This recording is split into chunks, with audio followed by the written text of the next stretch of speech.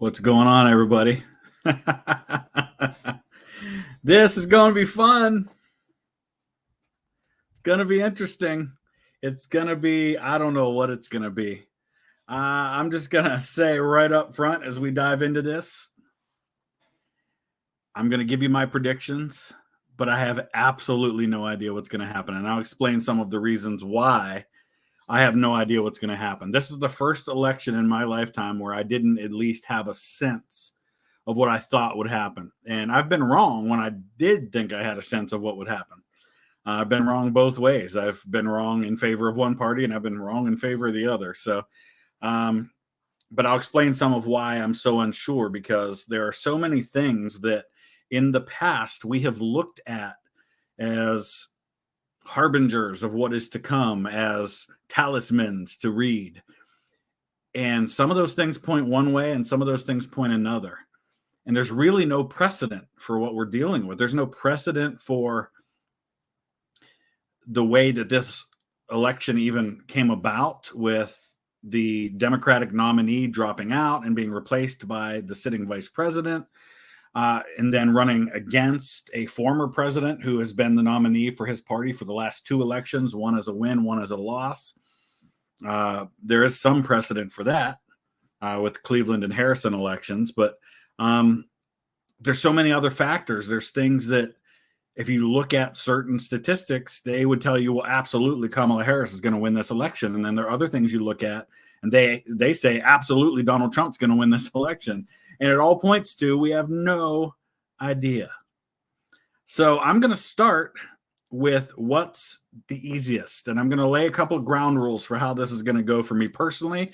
Obviously, I absolutely ask you to keep it civil in the comments. I have no problem with you expressing your opinions, your preferences. Attacking other people, not okay. Insults, not okay. And if you're just going to spam the same thing over and over again, that's not okay either. So beyond that, let's see what happens. So please don't make me turn the slow chat to slower than 30 seconds, which is what it's at right now. We have 1,700 people watching, which is amazing. Hello, welcome to all of you. I'm glad you're here. And I want to say up front, if you haven't already heard me say it, and that is that when it comes to this election, I've been making it clear I'm not voting for either Kamala Harris or Donald Trump. So while I certainly have bias in my worldview and in my politics, I'm not biased in terms of a preference for a candidate. To be completely honest with you, to me, the best case scenario in this election is that the Republicans win the House and the Senate and Kamala Harris wins the White House.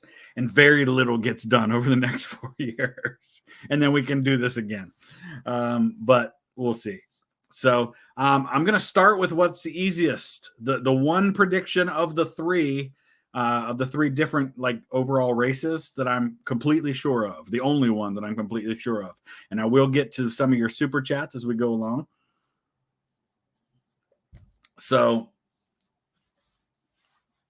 and the people saying not voting for Harris is a vote for Trump. Well, couldn't you also say not voting for Trump is a vote for Harris? Either way, Donald Trump's going to win Ohio, so it doesn't much matter what I do, really. So the Senate is the easiest of the three to call because it's the only one I think pretty much everybody agrees on.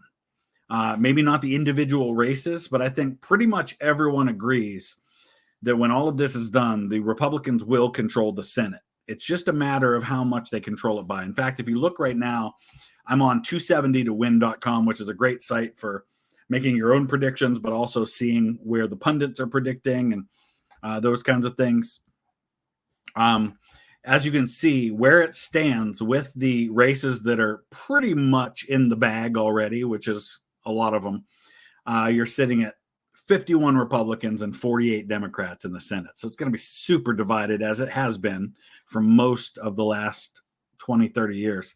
And the reason for this is the Republicans are absolutely going to pick up West Virginia, which right now is held by a Democrat, but he's a conservative Democrat in a state that goes overwhelmingly for Republicans in in presidential races. But he's not running for re-election, and so that seat is pretty much assumed by everyone to overwhelmingly go to the Republican candidate. There's really not any debate on that it's solidly Republican. So that would be a pickup for the Republicans. The Republicans, I think Arizona, is that currently, she is an independent that's not running for re-election. The Democrats are definitely going to win that race. Florida, is one that's definitely going to stay where it's at. You can see here the stars are next to the people who are the current incumbents in these races. The other pickup for the Republicans is going to be Montana. Jon Tester has been a long time, I don't know how long, it's several terms as a senator, a Democratic senator from a pretty solidly Republican state, but that has some Democrat leanings. And Ohio's in that at this point as well. Ohio voted for Trump twice, but we still have a Democrat senator, and I still think he's probably going to narrowly win that race. So I'm going to give Ohio light blue. I think Sherrod Brown ekes that one out. Now, if it turns out that tomorrow night that the polls were a little off by 1 or 2% and that Trump does better than expected, I think you could see a narrow victory for Bernie Moreno. But in Ohio, we tend to reelect our incumbents from either party. It doesn't always happen, but I would say 99% of the time we reelect our incumbents regardless of party. So I'm still going to give that one narrowly to Sherrod Brown in that one, and that would make it 51-49. I think pretty much all of the other Senate seats are, PA is close, but again, the polls would have to be wrong by a couple of points, which certainly is possible for a state like PA to go the other way when it comes to the Senate. In fact, I'm looking, I guess it's up here. So PA Bob Casey is running for re-election. I think he probably does win that one, but we'll see. Let's take a look at a couple of the super chats, and then we'll move on to the House because that's a little bit crazier. And I am drinking my mix of 2/3 wine and 1/3 Sprite because this election leads me to drink. So, all right. Adam Wyatt says VTH 2028. No, I want no part of running for office. You couldn't pay me enough to put my family through that, to put myself through that. I'm quite happy to sit here and throw stones at the people who are running. So, all right, let's just for a second, we'll go down to this. Sorry you're late. No, Hugh, you're here on time. We're just getting started. I am doing fantastic today. We have 3,200 people watching. That is, I think, a new record. I don't think we've ever had that many people in the stream before. So thank you one and all for being here for this, for caring what humble little old me thinks about an election, and for sharing your thoughts about all of it too. All right, Dreamcast Farm, Oregonian here, confidently saying Oregon will be blue. Yeah, there's really 6 or 7 states that we don't know, and they're going to decide this election. What's interesting though is that the states are changing, right? For most of the last multiple elections leading up to before the Trump era, Florida and Ohio really were kind of the ones that everybody watched. Sometimes it was Iowa. Sometimes it could be Missouri, even earlier still. But now Florida and Ohio pretty solidly blue, but now you have states that were solidly red.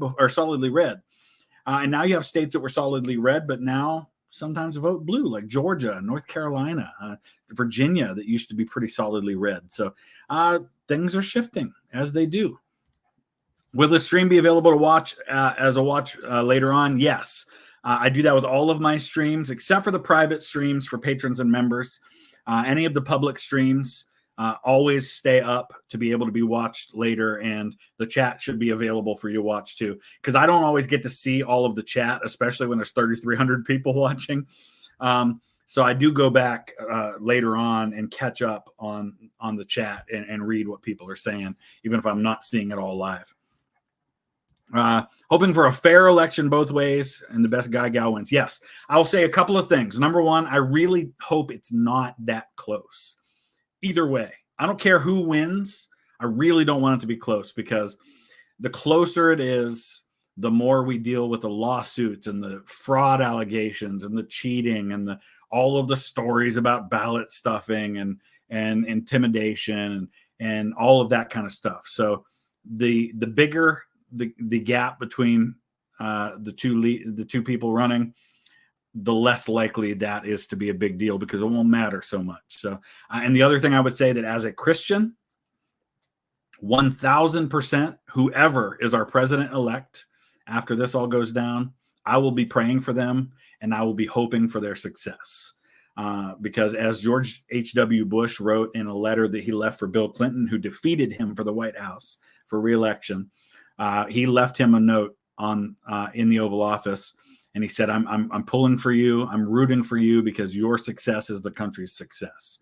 And so while I might disagree with whoever wins on particular issues, overall, I hope that our country thrives under their presidency, no matter who wins. And I will be praying for them, for wisdom, for guidance, for their safety, for their families, all of that.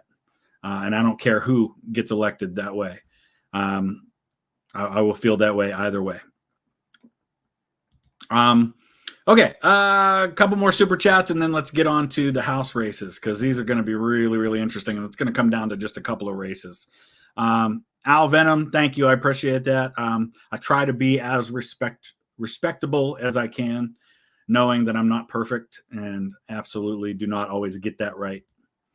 If Trump loses, do I think he will concede? What do you think?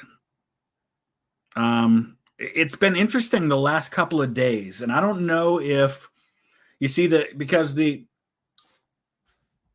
candidates and the campaigns see polls and information that we never get to see. In fact, J.D. Vance was talking about this on one of the podcasts that he was on. He was saying how, like the typical polls that we see that get reported to the public by the different organizations, some of those, those polling organizations might spend $20,000, $30,000 on one of those polls, whereas the campaigns might spend $80,000 or $100,000 on their own poll, where instead of calling 800 or 1,200 people, they're calling 7, 8, 10,000 people. So they're getting much more accurate sample sizes. But those are private, and those are their internal polls. And I've been wondering, based on what I've been seeing from the campaigns, what they're seeing. So, for example, I've believed, and we'll get to this when we talk about the state-by-state electoral votes. I've been saying for weeks now that I think this election comes down to Pennsylvania. And that seems to be backed up by, if you looked at the schedules today, today's the last day before the election, before the election day. A lot of people obviously have already voted. Kamala Harris had 4 campaign stops today, and all 4 were in Pennsylvania. Trump had, I think he went North Carolina, Pennsylvania, and Michigan. So that tells you something about what the Harris campaign thinks matters in this race. They think it comes down to Pennsylvania. And as we look at the electoral votes, you'll see why I think that they're right about that. So I really do think it comes down to Pennsylvania. So it'll be interesting to see. But hey, Rita, what's going on? You've never been contacted about your opinion on a poll? Neither have I. I never have either. So that's one thing.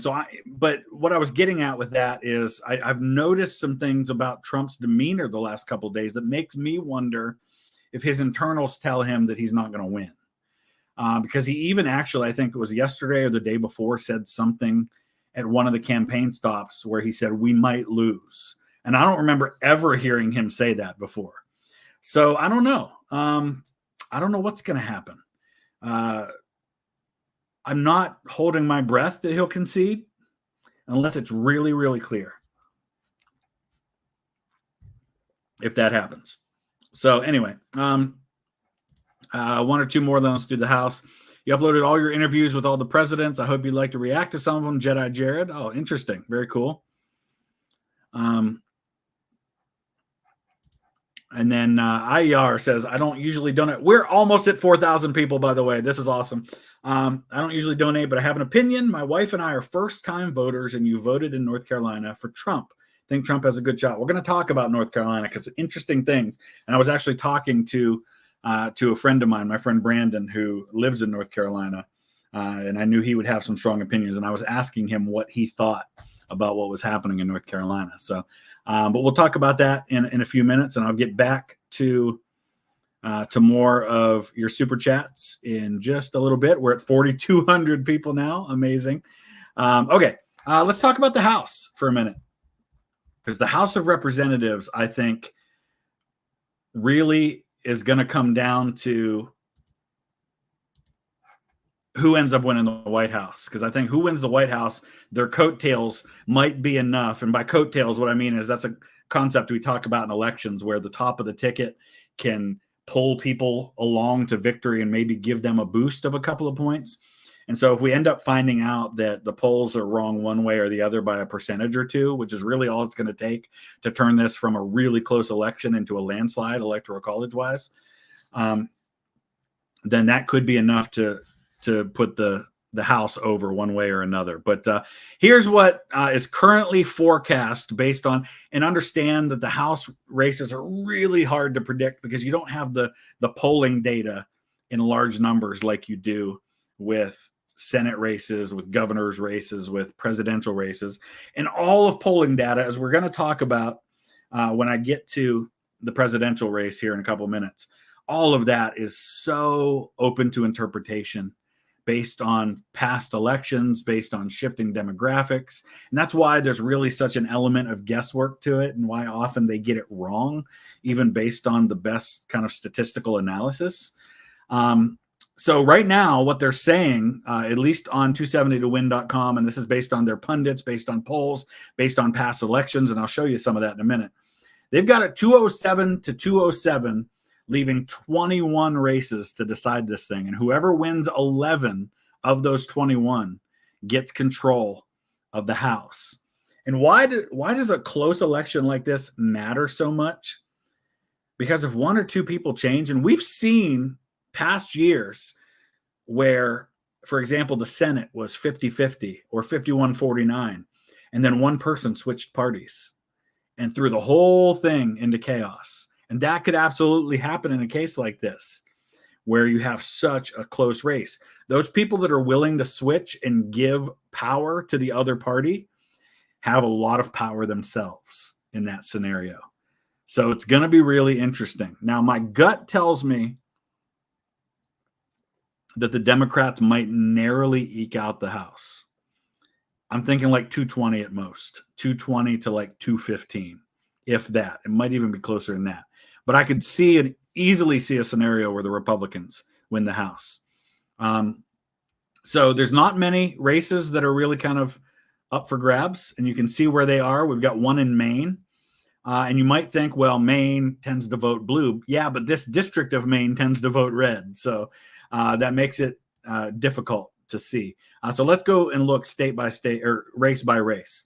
And I love what they're showing here, because 2 years ago we had congressional elections, right? And the polls in those congressional elections, which, like I said, are notoriously unreliable.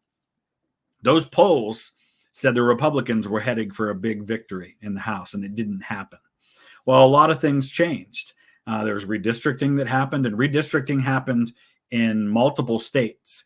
And it ended up being, if you look at the redistricting across the entire nation, like a net 1 or 2 seat pickup for the Democrats overall. Red states got redder, blue states got bluer. So Alaska is one that I definitely think goes Republican this time. Alaska went Democrat, and it's only one House seat for the entire state of Alaska. Oh, yeah, I'm sorry. Let me give you the screen back. So Alaska, let me show you what we're talking about with the race. There you see where the undecided races are. Alaska went Democrat because they went to ranked choice voting, and it was kind of a fluke of the system that allowed the Democrat to win that race. And I don't want to get into all of it now, but that's going to correct itself in this election. The Republicans are going to win the Alaska House race. Nick Begich is very popular in Alaska, or popular enough, I should say, to win. I think it'll be fairly close, 5 or 10 points, but I think he will win. You have an open race in Alabama too. And so that's a district that was won by Joe Biden by 12% 4 years ago. So it's predicted to go blue this time. Arizona 1 is one of those districts now. And I'll show you where that's at. That is, I think that's that one there. Let me take a look. Yeah, I know that's Arizona 6. So Arizona 1, is that the one that's up by Phoenix? Yeah, so that's right near Phoenix. That's one of those ones that could go either way because that was won narrowly by Biden 4 years ago. But the guy who holds that seat won it by less than 1%. And it seems to me like Arizona has gone slightly more red, but it's hard to say. And please keep the crude names for the candidates to a minimum, please. So that's one, honestly, could go either way. Same with Arizona 6. Those are two of the ones that could decide who wins the House. They're currently held by Republicans. Doesn't mean they'd stay that way. California 13, same thing. That was a seat or a district that was won by Biden, but is held by a Republican congressman who won 2 years ago. California 22, California 27, same thing. California 41, I feel pretty confident in. It was won by Trump 4 years ago. It was won by even more by the House Republican 2 years ago. California 45 is another one I think probably goes Republican. Lauren Boebert, who knows what's going to happen with Colorado 3. She's running in Colorado 4 now. That's such a weird scenario there. I don't know what's going to happen with that one, but they think she's going to win it. I do think Colorado 8 goes Democrat. Iowa 1, I think, is a Republican seat. Iowa 3, that's one that's too close for me to call, but it has gone Republican the last 2 times. Boebert did almost lose last time. Maine 2. Maine 2 is predicted to go for Trump in the presidency. And Maine and Nebraska actually have a proportional system, like as far as how they give out their electoral votes. So Nebraska is going to give one electoral vote to Harris, and Maine 2 is going to go for Trump. And so those are going to be kind of a wash. But I'm not sure what's going to happen with Maine 2 in this House race. Michigan 7, I think, probably goes for the Democrat. I think Michigan 8 goes for the Democrat. This one, we don't know because this is a North Carolina 1, I think, is a new seat. So I don't think we really have any data for that one. But let's see if there's any other ones that I'm willing to predict. Oregon 5, don't know what's going to happen. PA 10, I'm a little bit familiar with that district. That's definitely going to go for the Republican. I think Virginia 7 goes for the Democrat. The rest I'm not sure about. So where does that put us after the ones I feel pretty confident in? That puts it 212 Republicans, 211 Democrats, with 12 to decide it. In other words, we have no idea who's going to win the House. Absolutely no idea. 1 second.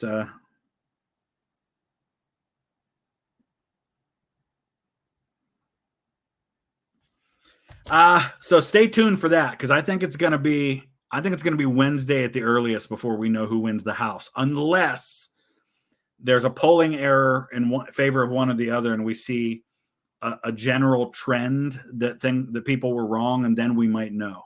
And I'm going to talk about that when we get to the presidential race here in just a second. I'm going to talk about some things that we might see early on that are going to help us to know whether or not it's going to be super close, or that, in fact, somebody is going to win. There are going to be a couple of early signs that we're going to know about that. All right, so let's get to some more super chats. Ranked choice voting. See it passing in more states. I do. I'm reserving my own feelings about it. I didn't like how it went down in Alaska with ranked choice voting, but that's how it goes. I'd like to see it in a few more states and see a couple of election cycles and see what happens with it. Because I think if people see it and they see it's working the way that they hoped it would work, and it's giving better choices and more opportunities for, say, third-party candidates, then I think you'll start to see it spread to more and more states, and you could end up seeing it in a lot more places. We've seen that with other things, right? We've seen that with things like legalizing marijuana, which started in Colorado, and everybody made fun of Colorado like it was this outlier. And literally, when I went to Denver the first couple of times, the whole downtown Denver smelled like weed, and we all laughed about it and made fun of them. But now it's legalized in more and more places all the time. Same-sex marriage, same thing. It started out as a kind of a fringe thing in a few places, but then more and more states started getting on board, and then eventually you had the Supreme Court decision. So I think you could see the same kind of thing happen with ranked choice voting as we go further and further. So ranked choice voting, the way it works is that when you go in, say you have 5 people that you're choosing from, instead of just voting for one person, you actually rank them in order of choice. Like, this is my first choice, but this is my second choice. This is my third choice. And then if nobody gets a majority, well, now you start going to those other choices. And look at what happened in Alaska with the House race 2 years ago with Sarah Palin, Nick Begich, and all of that. And you can see how it played out. Mr. Beat has some great videos on ranked choice voting. Yeah, it can also be a vote about singular issues as well. So what it does is it gets rid of the dominant. It makes it less likely that the 2 main parties continue to dominate, and it gives you a better chance of things like what you saw. You saw a Democrat win a House seat in Alaska because you had 2 Republicans who were splitting the Republican vote, and you had a situation where people preferred one of those Republicans, but then the Democrat was a lot of their second choice rather than the other Republican, and the Democrat ended up winning that race. So it's kind of interesting. So that would be changing from what we call first past the post. So, a situation where somebody gets 30% of the vote, but that's more votes than anybody else gets. Now they're the winner. That wouldn't happen with ranked choice voting. All right, non-Americans, grab a drink and some popcorn and watch the show. Yeah. Hey, we're closing in on 5,000 people in this stream, and that is amazing. That is awesome. That shows you how much people care about this election, and I think that's awesome. It's my daughter's first presidential election that she gets to vote in. She's she cares deeply about this. We were having a conversation about it the other day, and she was really concerned about how it might turn out, and what that might mean for her generation, for the country. And I'm glad that people have that level of concern about our elections. That's how it should be, that people care that deeply about it. The Penguin. Here's my prediction for how the battleground states will vote. We're going to get to those in just a second here. Trump wins Arizona, Georgia, and North Carolina. Harris wins Wisconsin and Michigan. Nevada and PA are toss-ups. The Penguin, you sound very similar to where I'm going with this, and we'll talk through that here in a few minutes. I think that's actually a very reasonable observation on how this could all shake out. Absolutely. Trust Chris to talk Ohio first. Well, unfortunately, Ohio's not, at least in the presidential race, not much to talk about. It's been all about the Senate for us in this one. I mean, all the advertisements that I get in the mail, I get like 3 things a day from mostly from the Ohio Democratic Party about this race. Asteroid 2024. Yes, I posted that on Twitter yesterday. I'm hoping Allred, Osborne flip, and Tester return. Tester's not returning. I don't know about the other ones, but Tester's not returning. Allred, nah, that's not happening either. I think those are fringe chances of those happening. Could happen in a landslide maybe, but otherwise no. Justin Nihao from China, awesome. You voted absentee for Trump. Not a Trump fan, but hoping for Shapiro in 28. And that will be easier if Trump wins now. So by Shapiro, I assume you're meaning the governor of Pennsylvania, Josh Shapiro. And listen, I'll say this as we get into talking about the presidential race. If it comes down to Pennsylvania and Trump wins the election because he narrowly wins Pennsylvania, all the talk's going to be Kamala Harris's choice of Tim Walz as running mate, because a lot of people, myself included, were saying she should have picked Josh Shapiro. Not only for the fact that Pennsylvania was going to be a swing state, but that honestly, I think he would have been better for her in that role. And we've hit over 5,000 people in the stream. That is amazing. So amazing. Yeah, I think we're going to find, if that ends up being the case. If it doesn't, then everybody will say, well, it either didn't matter or great choice of Tim Walz. But, if your side loses, then the second guessing begins. And then you look at what went wrong.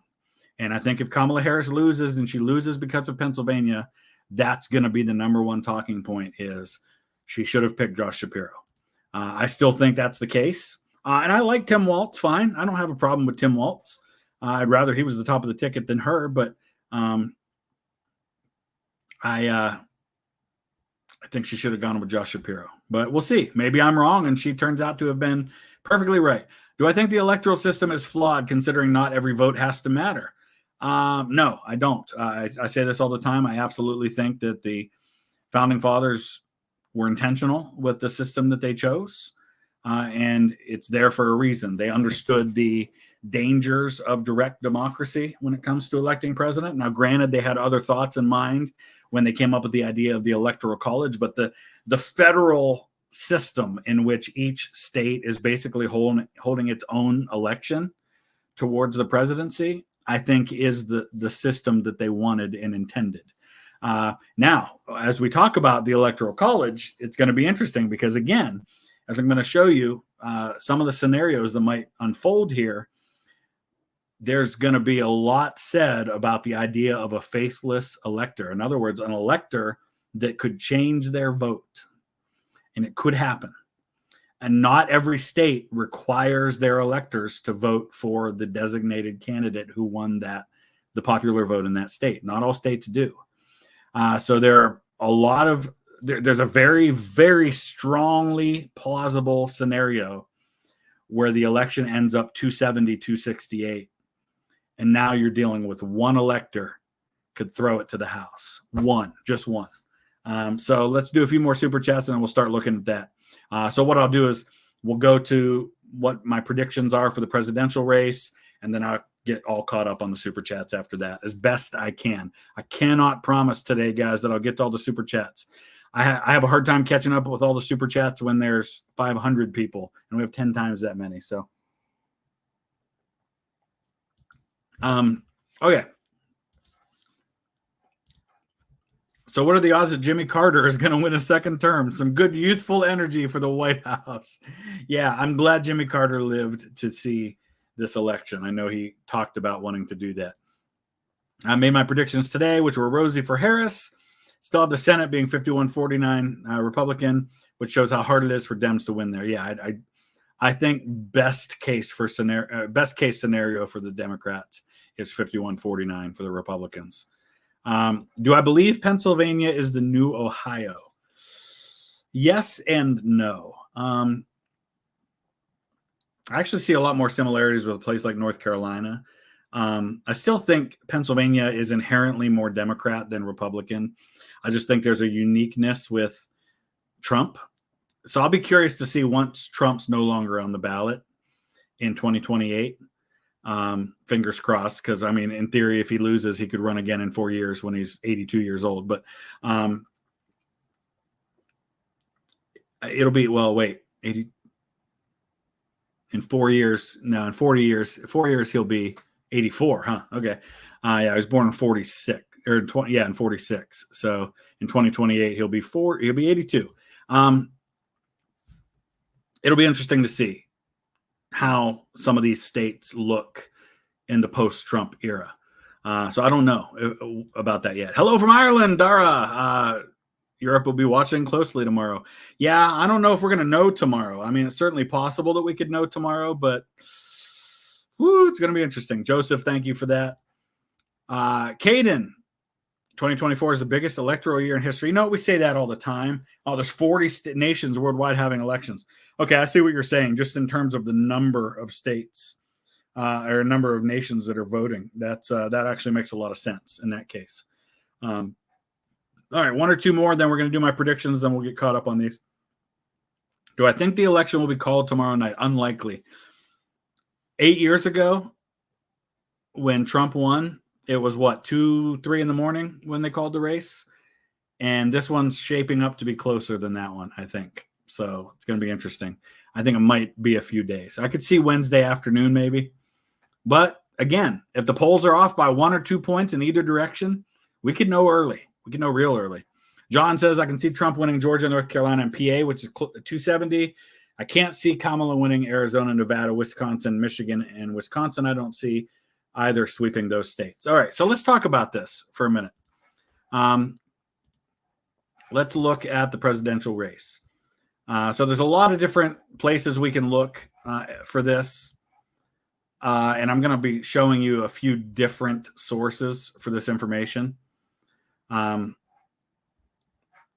First of all, let's talk about polls for a minute, because some of you have probably noticed that the polls have at times varied wildly in certain states. So let me show you what I mean by that. And understand, and I'll talk about these different polls and why they could vary so wildly. So 2 days ago, a poll concluded by the New York Times Siena, which tends to be one of the more accurate, though not perfect, showed Nevada +3 for Harris. And let me zoom in a little bit so you can see this a little better. Showed Nevada +3 for Harris. Another poll that was conducted over 2 days instead of over a week, but concluded on the same day, shows Trump +6. That's a variation of 9 points for the same state. Obviously, they can't both be right. There's no way that it can vary that wildly. So you see Susquehanna also had Trump +6, but Noble Predictive Insights had Harris +1. The Hill, which is Emerson, which is also a fairly decent one, showed a tie. So they're all over the place. And why are they all over the place? Well, there's a number of reasons for that. Number one, if they call, say, 1,000 people, and let's say 700 of the 1,000 that they call say that they identify as Republicans, they don't weigh those 700 votes the same as they do the other 300. Like the 300 end up carrying more weight, because everybody knows that that Nevada is not 70% Republican. So if you happen to get 70% of your calls made to Republicans, you're gonna weight that accordingly. And that's where the statistical analysis comes in. You have to decide, what do we think the percentage of the electorate is going to be Republican? So if we think 35% of the people who are going to vote in this state identify as Republicans, well, now we're only going to weigh that 700 to 35% of the overall total. And I'm oversimplifying this to make it digestible. There's a lot of other factors. Men versus women, independents, all of these different factors, where they live, how likely they say they are to vote. And so the one of the reasons why you get these so wildly different numbers is because different pollsters give different weight to those things. One pollster might think 40% of the electorate is going to be Republican. One pollster might think it's 30%. And so that's going to determine how they weigh the polls. And that's why they get it wrong, because they're going off of what happened in the past, plus changing demographics and all these things. And just because something happened in 2016 doesn't mean that's what's going to happen in 2024 or 2020. Couple of things I'll throw at you that say Harris is going to win, and a couple of things I'll say that Trump's going to win. Number one, 28% of Americans polled say they believe the country is going in the right direction. Historically, since that has been a poll question, And you can argue all you want about, well, do they mean that the Republicans are taking it in the wrong direction, or what does that mean? It doesn't matter what it means. The question is, do you think the country's headed in the right direction? Period. 28% of Americans feel that way. No incumbent party has ever won the White House with a number that low, ever. And by incumbent party, I mean, it doesn't matter who's the president. That party who holds the White House never has won the election when that number has been that low. But that said, there are a lot of other factors that say Harris is going to win. For example, historically, late deciders in an election, in other words, the people who don't decide until the last 2 or 3 days before the election, go overwhelmingly for the challenger. Well, who's the challenger in this race? Because you don't have the incumbent president, you have a former president who is the challenger in this case. So many of the things that we think we know about elections are thrown out the window in this one, because you have a sitting president who's not on the ballot. You have a sitting vice president, and rarely do sitting vice presidents win the White House. It's only happened a handful of times. But you also have a person who has only been the nominee or the presumptive nominee for a couple of months, and that's unusual. So there's so many things that are unprecedented in this race that really just throw everything out the window. But on average, for the incumbent party to win the White House, on average, the number of people who say right direction is about 42%. And it's 28 right now. But again, that doesn't necessarily mean a whole lot. Now,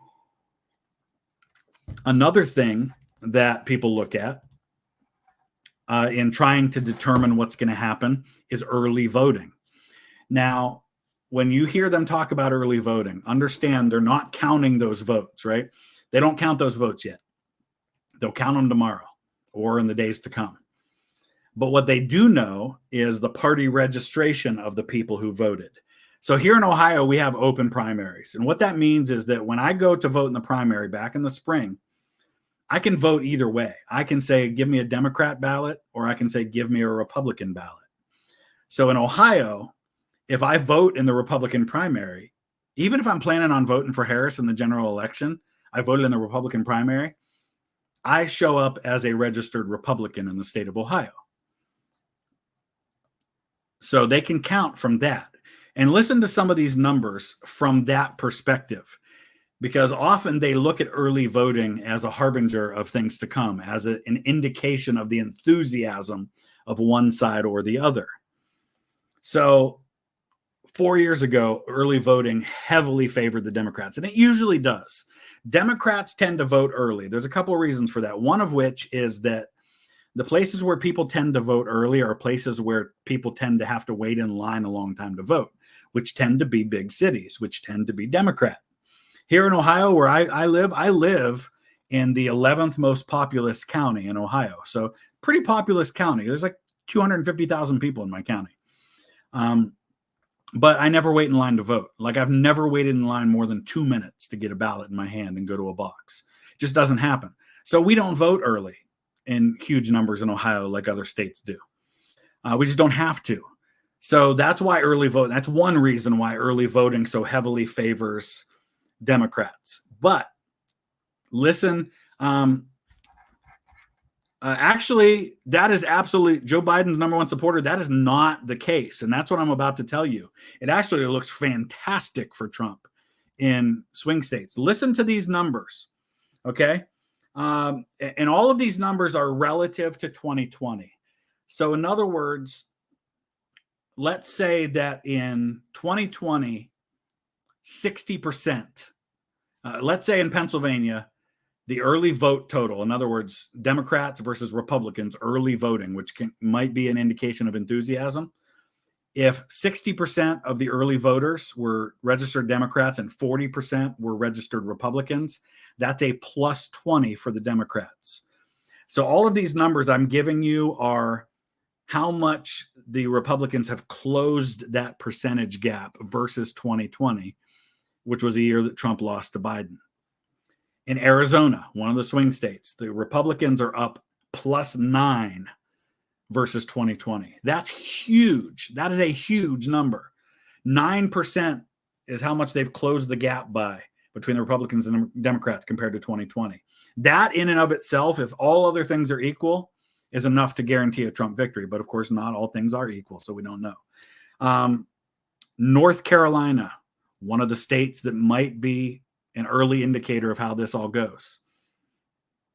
Republicans +9 versus 2020. And North Carolina has like record numbers of early voting this time around. It's insane how many people have early voted in North Carolina. These aren't polls. These are actual people who have voted. This is how many early votes came in. Millions of people have already voted in some of these states, and we know the party affiliation. In the states I'm reading for you, we know the party affiliation. In some of these states, we don't know. So I'm not sharing those. So in the states, Arizona, North Carolina, Nevada, and Pennsylvania, Republicans have made insane improvements in their early voting versus 4 years ago. So North Carolina +9 versus 2020. Nevada, Republicans +8 versus 2020 in early voting. That's, again, closing the gap big time. Pennsylvania +22 for the Republicans. +22. They've improved 22% in relation to the Democrats in early voting in Pennsylvania. That could be huge. But again, it doesn't matter, because if late deciders and people who vote on election day go overwhelmingly for Harris, then none of that matters. That's why I'm saying there's so many unknowns to all of this. Now, let's talk about late deciders, because as I mentioned earlier, and then I'm going to get to my predictions here in a minute. Late deciders, in other words, people who wait until the last minute. And I feel like there can't be that many this time around, because Trump's such a known quantity. He's been the Republican nominee the last 2 elections. I feel like there can't be that many people that are like last minute deciders, but there are. Late deciders typically go heavily for the challenger, but again, no real challenger in this race. You have an incumbent vice president and a former president. But in the polls that I've been looking at, and a lot of times when you look at these polls and all they say is Trump +2 nationally, Harris +3 nationally. Well, what does that mean? You can look at the details of a lot of these polls. A New York Times Siena poll that just came out, and they tend to be one of the most accurate as you get close. Late deciders, 55-44 in favor of Harris. And I think if you look at the national polls, you see the same thing happening. So here's Real Clear Politics national, just showing some of the polls. And here's what you see. Let me look at the chart. Here you go. So here are 2024 versus 20 and 2016, the overall votes. In the last week or so, we've seen a swing back toward Harris in the national polls. And I think we've seen that reflected in the fact that late deciders are breaking for Harris. But again, so many people have early voted. How much does that end up mattering? So those are a couple of things. Another thing, and a thing that might end up determining this election, and then I'll start giving you my predictions on the individual states, and then I'll get back to the super chats. But 6,300 people watching, by the way. Amazing. Another internal that I looked at from the New York Times Siena poll. Again, assuming they're accurate, and they tend to be. Independents in their poll actually slightly favored Trump. People who don't self-identify as a Republican or a Democrat, but identify as independent, actually favored Trump over Harris. But the reason in their poll that Harris has a slight lead overall is because Kamala Harris is winning more self-identified Republicans than Trump is winning Democrats. And that could end up being the story of this election, is that Trump couldn't win over enough of his own party to win the election. He could win independents, but lose the election because he couldn't win his own party. That could be one of the stories of this election. And we'll hear about those kinds of things. You're going to start hearing about exit polls throughout the day tomorrow. And you're going to start hearing about those things then. All right, so let's talk about predictions. And I've talked long enough about the ins and outs of all of this. that I don't want to spend a ton of time talking about my predictions. So I'll get it down to a couple and talk about what I think might happen. So Arizona, I think, is definitely Trump. And let's look at what happened in the past with these. Let me go ahead and pull up the 2020 election.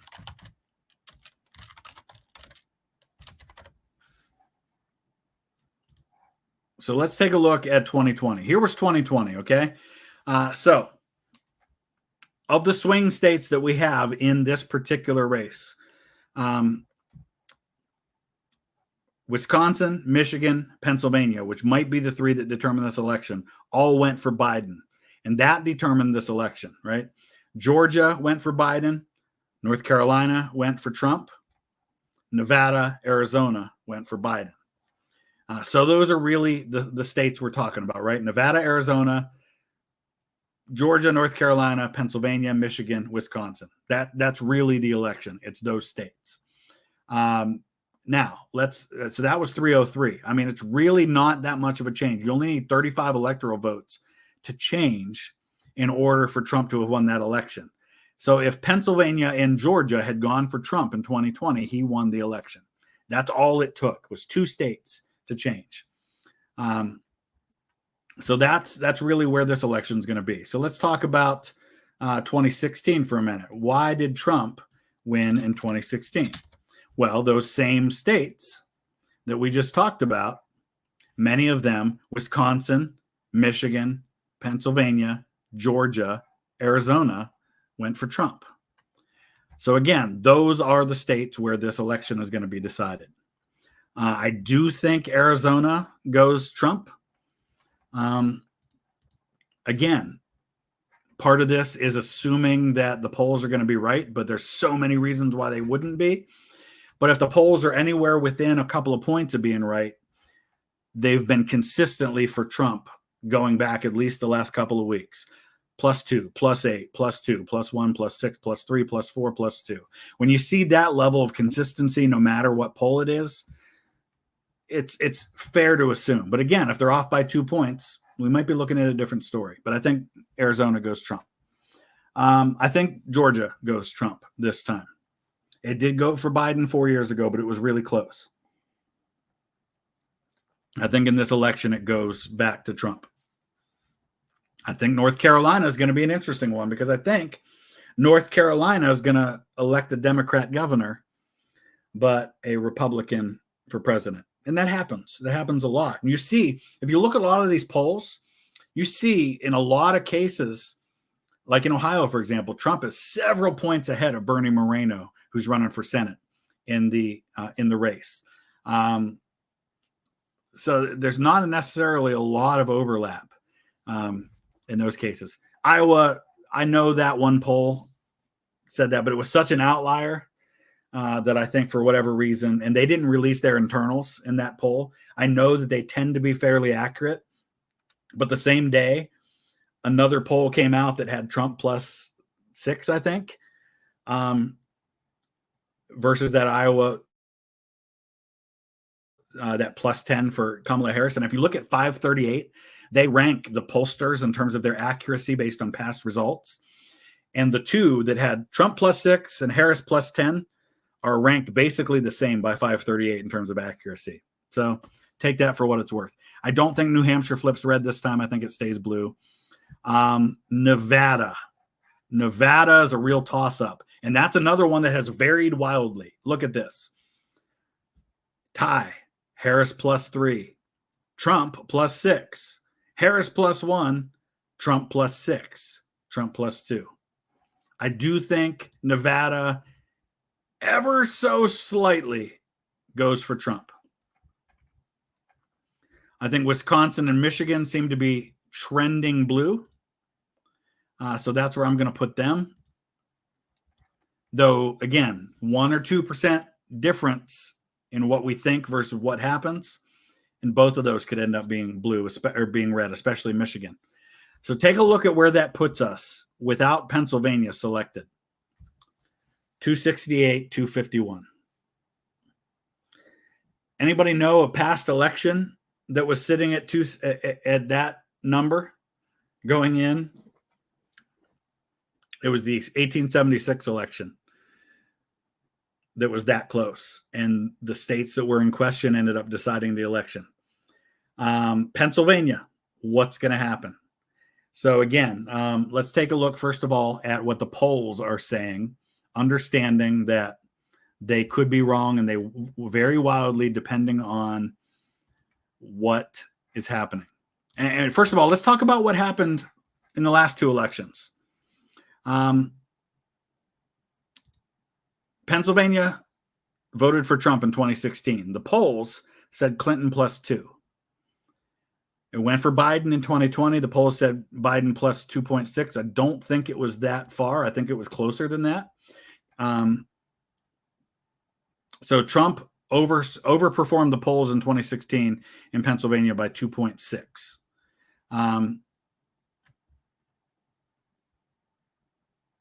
In 2020, it was Biden all the way along, but the average was 1.2, and Biden did end up winning, even though there were polls that said Trump was going to win at the last minute. Pennsylvania, like I said, 22% gain by the Republicans in early voting versus 2020. All other things being equal, that's enough for Trump to easily win Pennsylvania, but all other things are not equal. Kamala Harris did 4 campaign stops today, and all 4 were in Pennsylvania. That tells me they think that's where the election is going to be won or lost. Trump did stops, I think, in North Carolina, Pennsylvania, and Michigan. He's ended all 3 of his campaigns with a stop in Michigan on Monday night, so that's consistent with that. I don't think he's going to win Michigan. I'm not sure why he's going there, except that's where he wants to go. Amish wave. Now, here's the thing about Pennsylvania. They talk about the red mirage, and this is what led to all the accusations of fraud 4 years ago. We're almost at 7,000 people watching, guys. This is nuts. Pennsylvania. If you look at a map of Pennsylvania, much like the map of the United States, it's overwhelmingly red. There are tiny little pockets of blue. In fact, let me show you 2020 Pennsylvania election results to show you what the map looked like in Pennsylvania in 2020. So here you go. The darker the red, the more heavily they went for Trump. And same with Biden. So what do you have here in Pennsylvania? You have Erie up here in the top left. It went narrowly for Biden. It was pretty close. It was within 10%, 5%, something like that. Allegheny County, which is Pittsburgh, again, went for Biden, but not in such huge numbers as you might think for a city to go, because the outlying communities in Allegheny County are more red. Center County, that's where State College is, Penn State University. Almost everybody in that county works for the university. That tends to go Democrat, but just barely again. Here you have Harrisburg, so that's Dauphin County. And then you have the East, which is Philadelphia and the suburbs, and then this area up here, which really you're getting into people who commute to New York City, right on the border of New Jersey there. So here's what's going to happen with Pennsylvania. All of these red areas are going to come in first because the rural counties tend to be able to report their results a lot faster. There's fewer votes to count. And this is what happened 4 years ago. It showed Trump with a pretty decent advantage in Pennsylvania. But then as the night progressed, the votes started coming in from places like Philadelphia. And that's when suddenly Biden jumps out at the last minute to the lead. And that led to people saying, oh boy, the Democrats just needed to find enough votes. And we just went over 7,000. Amazing. The Democrats just needed to know how many votes they needed in order to win. And now they found the votes. And it leads to a perception of fraud. It's just, they call that the red mirage. It's just the nature of how this goes. If you want to know what's going on in real time, go to the New York Times site. I love they have a needle that they'll show throughout the night. And their needle is based on all of this stuff I'm talking about.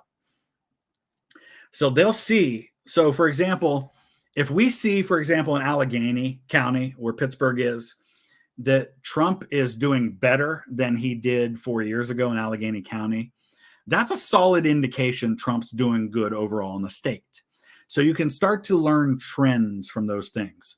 Whereas if Centre County or Erie are going more heavily in favor of Harris than they did for Biden 4 years ago, that's an indication that you might be in for a very good night for the Democrats in Pennsylvania. So they're going to be looking at those things. Again, those can be faulty as well, but those can be indications. And the New York Times, as they update their results, their needle moves based on those things, state by state, county by county, nation overall. I love pretty much the last 8 years. I have been glued to the New York Times site because I think it's a great way to understand that. Because if you're just looking at raw numbers coming in, they can be really deceitful. Because you could see them say, well, we've called Indiana for Donald Trump. And the raw numbers have Harris with like 70% of the vote in Indiana. And you'd be like, how on earth are they calling that? Well, because they're looking at all this other stuff. They're not just looking at the raw total. They're looking at trends. They're looking at indications that tell them things that they might not otherwise see. So those are the kinds of things we need to watch for. So with that in mind, I honestly, I have no confidence in this prediction whatsoever. No confidence in this prediction whatsoever. In fact, one of my friends who lives up near Cleveland, Ryan, and he might be watching, I don't know. He texted me a couple of hours ago and said, hey, you care to make a friendly wager about the results tomorrow? And I said, not a chance. I would not put any kind of bet on what's going to happen because we have no idea. I expect a really close election, but I would not be the least bit surprised by a Kamala Harris landslide or Trump winning a comfortable victory. I would not be surprised by any of the outcomes because we just don't know. There's so many variables that are brand new this time around. But in this, listen, this is not an indication of who I want to win. It's just an indication of how I think a state that I lived in for 10 years is going to vote. I do think Donald Trump wins very, very, very narrowly Pennsylvania, giving him 287, 251. There's a really good chance I'm completely wrong about that. Completely wrong about that. I am voting. I'm not voting for president. But here's what I'll tell you. Here's what I think is going to be an early indication of how this goes. Watch North Carolina and Georgia. Watch both of those states, because I think if Trump wins, or if Harris wins North Carolina or Georgia, I think if she wins either one of those two, she's probably going to win both. And I think if she is doing well enough to win those states, she's going to win Pennsylvania too. So if they call Harris in North Carolina or Georgia at any point tomorrow night, assume the other ones are going to go that way. That's just my hunch. In which case, now it's not so close, is it? Just look at that. I mean, if you just have a little bit of change in those three states, now you're looking at Harris 302, Trump 236, which is pretty much in line with what happened 4 years ago. And that is a very plausible scenario. In fact, let me show you 538, because they take this statistics thing to another level.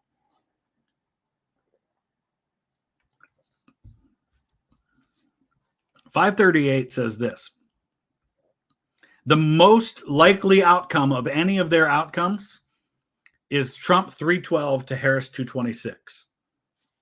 Statistically speaking, that doesn't mean it's likely to happen, but of their different simulations, they can see that one. And how are they going to get to something like that? Well, in that case, what they're looking at is they're looking at all of that, and then they're probably looking at Michigan and Wisconsin. Now you're at 312, 226. And if the polls are wrong by 1% or 2% in Trump's favor, then that's a very plausible scenario too. So we could see anything from 312 for Trump to probably a similar number for Harris. And I wouldn't be surprised by any of it. They also statistically think it's quite possible 302, 236, which is what I showed earlier. You could also see Harris 319, Trump 219. How would you get something like that? Well, let me show you this. This is really cool how they do this. I love this snake. What this does is it shows the states ranked in order of their likelihood to flip. And what's right in the middle? Pennsylvania. Pennsylvania, they say, is 50% chance it's Trump, 50% chance it's Harris. And they have a lot of factors that they use to do that. But if Pennsylvania goes one way or another, and let's say it's a little bit more one way or the other, well, the next most likely state to go to Harris would be North Carolina. Next most likely state they think would go Trump would be Nevada, Wisconsin, Michigan, North Carolina, Georgia. So that's what I'm saying there. If you see Georgia or North Carolina go for Harris, it's a good indication that all the other ones behind it, Pennsylvania, North Carolina, Nevada, Wisconsin, Michigan, are going to go Harris too. If, say, Michigan went Trump, that's probably a good indication Wisconsin, Nevada, Pennsylvania, North Carolina, Georgia are all going Trump too. So those are the trends we need to look for. But I will very hesitantly lock in my prediction 287, 251 for Trump, with the recognition that it's just as likely Pennsylvania goes the other way. And then you have 270, 268 for Harris. And that, my friends, is the absolute nightmare scenario of all scenarios. Because at that point, if you get one person in any of those blue states who decides to be a faithless elector, and when they cast the electoral votes for Trump, now you've got a 269 tie. And guess what we get then? The House of Representatives votes for the president and the Senate votes for the vice president. That's what we end up with. All right, so I removed the wrong thing. Let me do some more super chats. And I can't promise I'll get to all these, but I'm going to do my level best to do these. If Harris wins, I think we will look at the Madison Square Garden rally as Trump's self-created October surprise. Good chance. I agree with you completely about that, especially as we're seeing a late break toward Harris and with all the press that got. You could very well be right. That'll definitely be one of the things we will talk about with this election, especially if it's really, really close. Absolutely possible. Love from Ireland, praying for you all. Thank you, Adam. Appreciate that. Looking forward to seeing you next week, my friend. I am also praying. I'm praying for our country. I pray no matter who wins, that God gives them wisdom and that there's safety in our country. I'm really worried about riots and violence and those kinds of things. Really worried about that. What will a Trump victory entail for the Democrat Party and vice versa? Great question. And not being a Democrat myself, I don't know how qualified I am to answer this. I think either way, it's going to be interesting, especially if Trump loses. I think it'll be status quo for the Democrats for the most part. A Trump victory for the Republicans, first of all, I think guarantees that J.D. Vance is the nominee in 4 years. I think Vance is probably the nominee in 4 years anyway, but anything can happen. I didn't think Trump would not be the nominee this time. See how right I was about that. I've been consistently wrong in my predictions related to Donald Trump. I seem to underestimate people's willingness to vote for him. But anyway, what will happen for the Democrat Party? I think you see a bounce back toward the middle in terms of their mainstream. Biden was more moderate, I think, than Kamala Harris.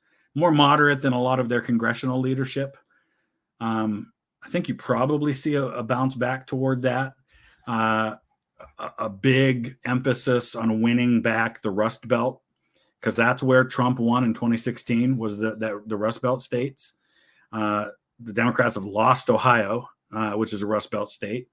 So they've got to double down on their efforts to win back Wisconsin, Michigan, Pennsylvania if they do end up losing. Whatever that looks like.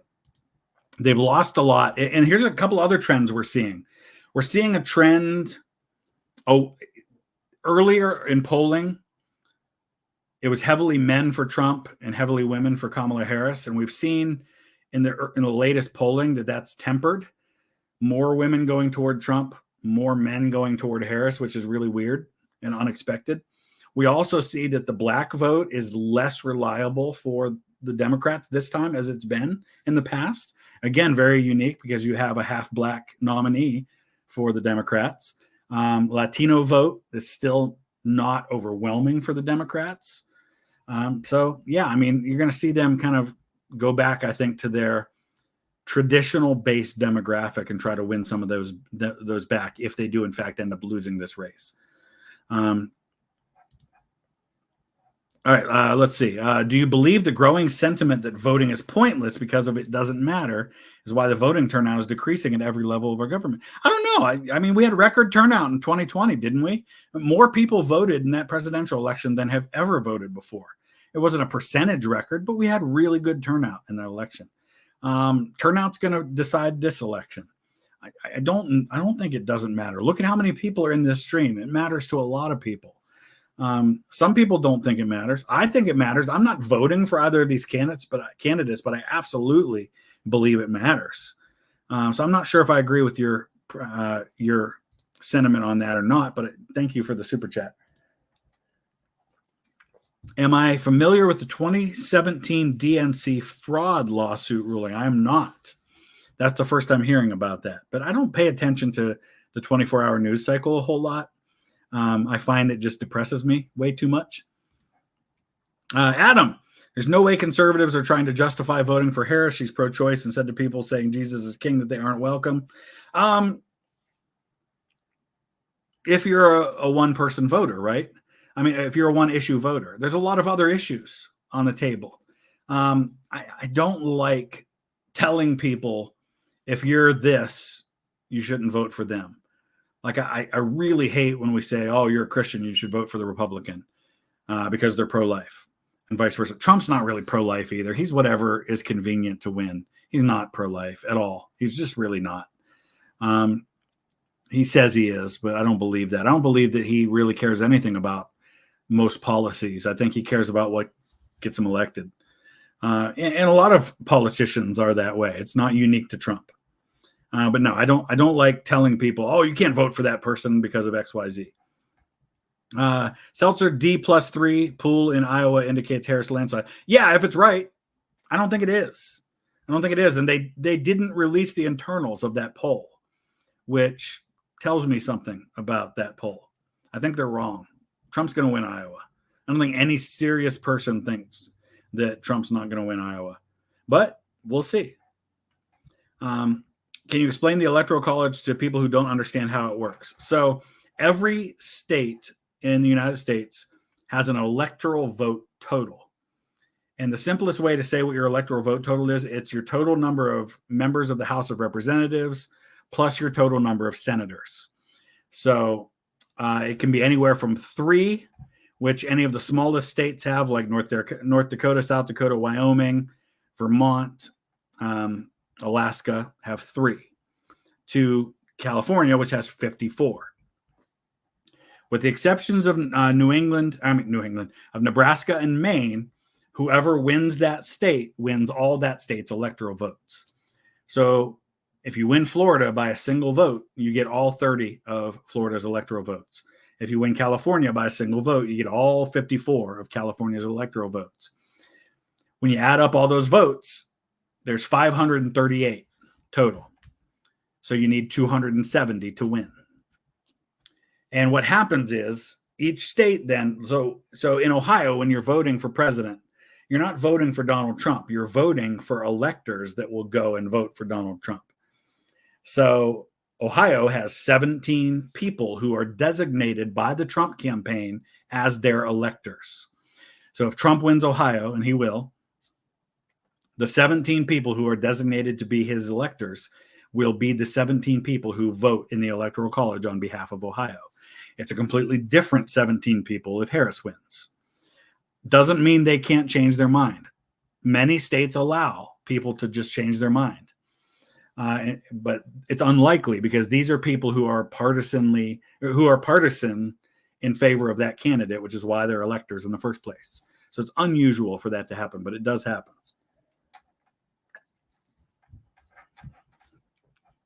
What policy is stopping you to go for Harris? I mean, the Democratic platform as a whole. The bottom line, I can't vote for Harris on policy. I can't vote for Trump on personality and principle. A lot of people, and I know I have friends who feel this way, who don't like Trump, but are voting for him because they support the Republican platform. And that's fine, except I don't think Trump cares about the Republican platform. And that's what concerns me. If it was that simple, I could do it. I wasn't particularly a huge fan, for example, of John McCain in 2018, but I voted for him based on policy. And I like John McCain. I just wasn't enthusiastic about him for president. And I like Barack Obama, but I don't agree with him on most issues. So it's really, I mean, take your pick.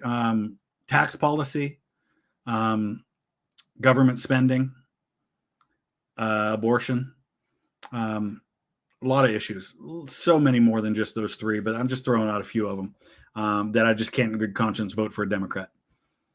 What do I think happens to Republicans after Trump? If Trump loses, I do still think, and it's hard to say because we are in the middle of a party shift.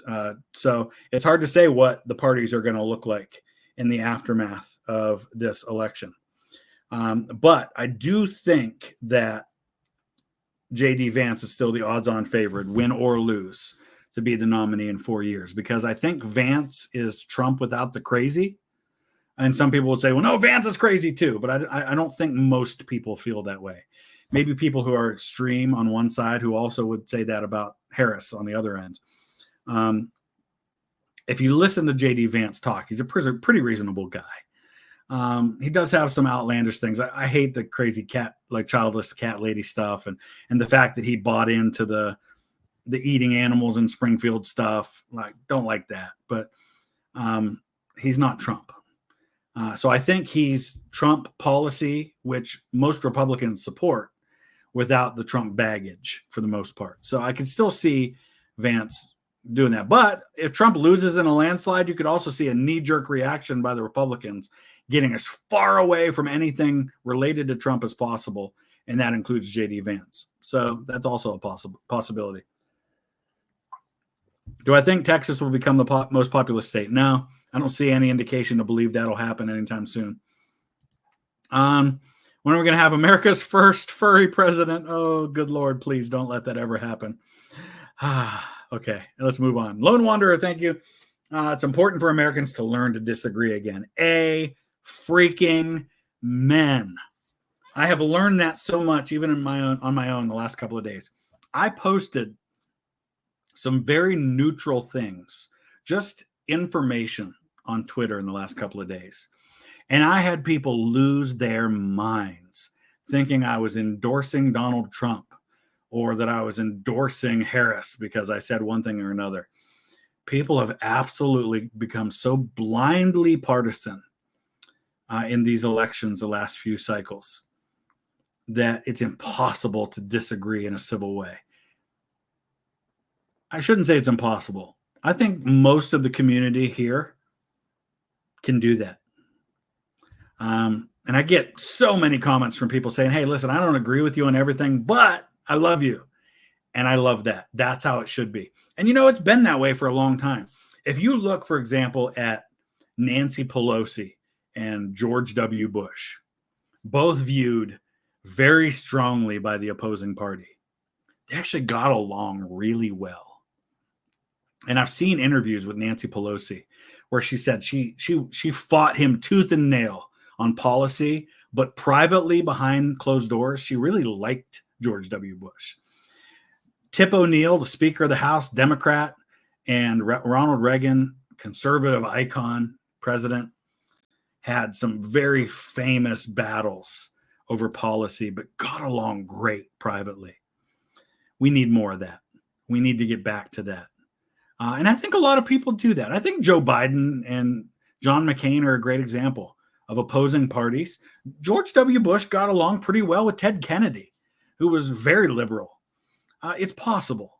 And we've had cycles where it's been crazy and then cycles where it gets back to normal again. we've had years past where the partisanship has been brutal and ugly, and then we've come back. And I think we can come back again. I really hope we can come back again. Scalia and Ruth Bader Ginsburg, another great example on the Supreme Court, famously opposite when it comes to policy and their view of the Constitution, but privately friends. Biden and Lindsey Graham, another example people are giving. Absolutely true. And I have very good friends and family members who are so opposite of me in policy. My daughter and I disagree strongly on a lot of issues. I love my daughter. I'm so proud of her for having strong beliefs. Our votes are, I'm not voting tomorrow for president. Her mother's vote and hers are going to cancel out each other because I know that my ex-wife is voting for Trump and my mother-in-law is voting for Trump and my daughter's voting for Harris. And you know what? I love them all. And I respect their opinions, even if I don't hold them myself. And I'm driving my daughter to vote for Kamala Harris, and I'm proud that she's doing that because she knows the issues. She knows what she's talking about. She has followed this election closely. She called me the other day in tears, worried about what was going to happen this election because she cares that much about it. And that's all I could ask for in my daughter. I'm not going to tell her who to vote for. I'm not going to tell any of you who to vote for. I'm going to tell you, understand the issues, be passionate, disagree strongly, but at the end of the day, as a Christian, I'm praying. If Kamala Harris wins a narrow victory or a landslide, every single day between now and election day, I will be praying for her transition team, for everybody involved, and for their wisdom and guidance and direction. If Donald Trump wins, I'm going to be praying the exact same thing for him. It does not matter to me. I want my country to do well, to be successful, to be a force for good in the world. I want our government to be a force for good in this country, to do what it needs to do. Okay. Somebody said, let's do a poll in the chat. Why not? Oh boy. Let me see how I do this here. Give me 1 second.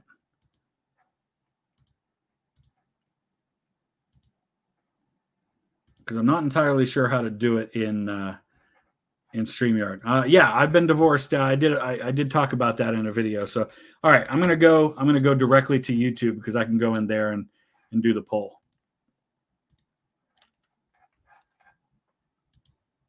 So give me 1 second, and we'll throw a poll up on the chat. It's gonna be interesting to see what happens with that. Oh, okay, here we go.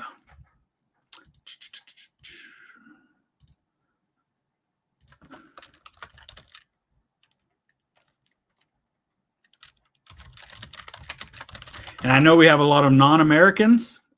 So I'm just going to say, who do you want to win? Not who are you voting for? And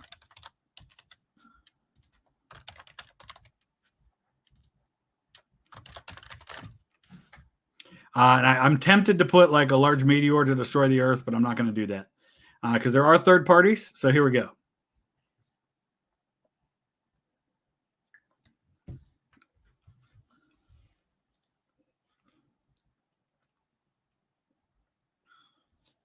Oh, look, we're as divided as the rest of the country.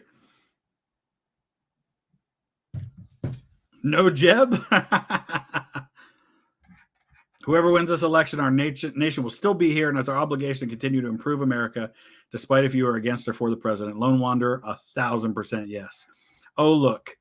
51% Harris, 49% Harris now, 40% Trump, 11% other. All right, get your votes in. I'm going to end it in just about 20 seconds here.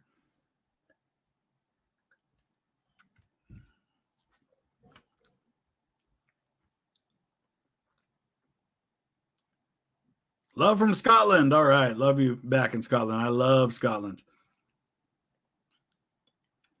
Okay, and that's it. Kamala Harris wins the poll. All right, there you go. The people have spoken. Yeah, we had over 7,000 watching until I gave my prediction for the race, and then it was after that everybody kind of started dropping out a little bit. Okay. Would I ever do a presidential tier ranking solely based on character? Yeah, we could do that, although obviously there's only so much that we can know about certain people's character, but it would give us something unique to talk about. I do like that idea. I'm going to take a picture of that. That's how I remember things that come up during the stream. That's actually a fascinating way to look at presidential history. Just for the weekend. Thank you. Oh, hey, just for the weekend. Guys, if you're interested in people who do like I do and travel to different sites and even talk about the history of some of those sites, in particular World War I sites, just for the weekend, they are a channel who does that. I'm subscribed to them and proud to do so. You should check their channel out. It's pretty cool. I like their stuff a lot. I hope it all goes well as well. Pongda Dobcool, thank you. Do I see a parallel between Trump's proposed tariffs and the tariff of abominations? It's hard to see parallels, but yeah, I mean, there's something to it. Is it going to happen? I don't know, especially if he's got a Democratic House, if Trump gets elected, which is certainly plausible, or a very narrow majority, which whoever wins is going to have a narrow majority. It's going to be tough no matter who wins for them to get stuff passed.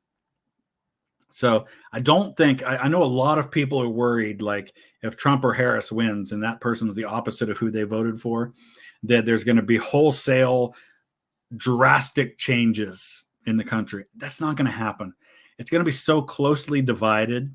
And there's a good chance we end up with a Democrat House and a Republican Senate that it's going to be hard without bipartisanship to get a lot of things done. There are certain things the president can do with executive action and obviously Supreme Court appointees and things like that. But I don't think it's going to be as crazy as people think. A top Norwegian, and thank you for that, election expert, generalized that while voters once chose their candidate based on the economy, now many judge the economy's health based on who they want to vote for. That's a fair assessment. And people do that. People have always done that, right? You can point to whatever statistics you want to make your case. Oh, look at this. This proves that Biden has been bad for the economy, and by extension, Kamala Harris has. Oh, man, look back when Trump was president, how good the economy was. There's so many other factors, and people can spin those however they want to make the case for their candidate. But I think that's a fair argument to make. So, yeah, Hispanic, we already talked about that one a little bit. Use Real Kill Politics, and it seems based on their averages this year, their difference to results in 2020 and 2016. If that's the case, yes, Trump is performing in terms of the polls. Trump is doing the best he's ever done.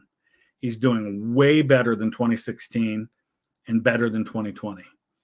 So if the polls are accurate, and that assumes they haven't adjusted to take into consideration the Trump effect.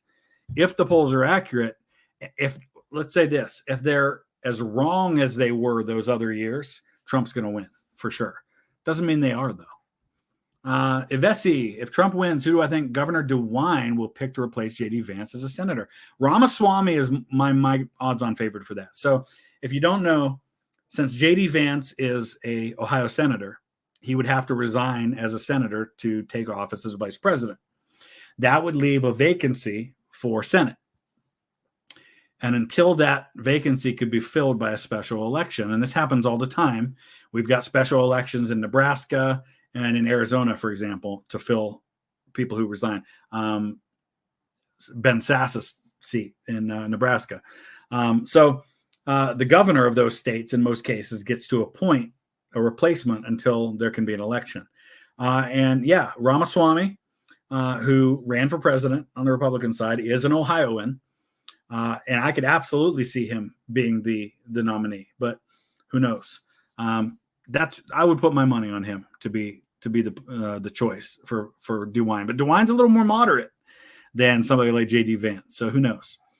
Ronan, thank you. As someone from Ireland, excuse my ignorance, but I'm absolutely baffled at how this election seems to be close. With that being said, I will be staying up to watch it all unfold tomorrow. Much love, Chris. Yeah, you know what? I'm surprised too, but never underestimate why people vote the way they do. There are 1,000 different reasons why people vote. A lot of people vote on a single issue. They could vote on an interaction they had with the president. They could vote on a particular thing that happened one way or another. They could vote because they've always voted a certain way, and that's what they're going to keep on doing. There's so many reasons why people choose to vote the way they do. Ryan, thank you for that. Howdy, Chris. After much deliberation, I've also decided not to vote. Not that it all matters, and I'm in Colorado.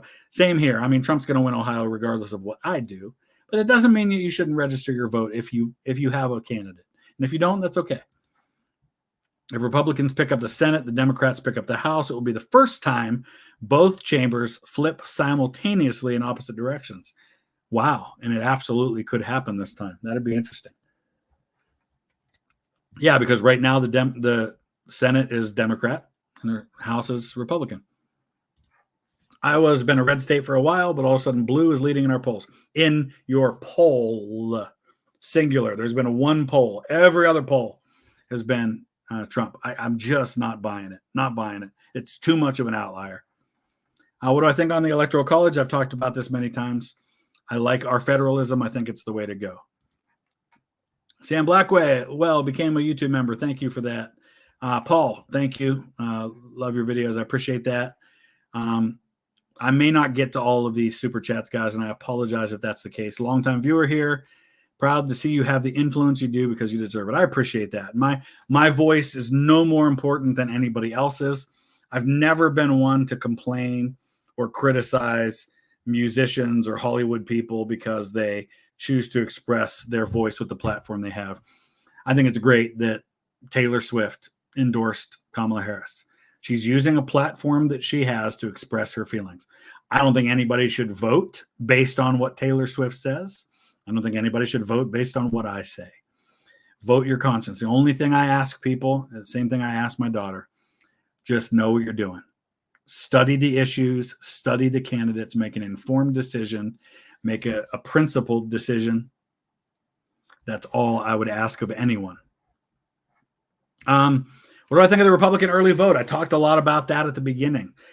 It's a good sign for Trump in those key states, how much the Republicans have gotten their early vote game up to speed. It could be offset by other things. We'll know tomorrow. It's hard to say. It could be one of those things we point to and say, the early vote made the difference, or it might not. Mr. Daedalus, as a 27-year-old that could vote in 2016, I find it cool that in my first 3 elections, I get to vote for the same man. Also, Professor What is a cutie? Do you know Professor What? That's crazy.